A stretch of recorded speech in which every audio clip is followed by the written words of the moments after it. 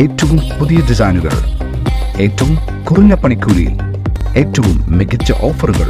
Only at Regalia golden diamond, Chavakkad. Bike അപകടത്തിൽ മത്സ്യത്തൊഴിലാളിക്ക് പരിക്കേറ്റു. പുത്തൻകടപ്പുറം സ്വദേശി കേരൻ്റകത്ത് ഇസ്മായിൽ മകൻ 36 വയസ്സുള്ള നൌഫലിനാണ് പരിക്കേറ്റത്.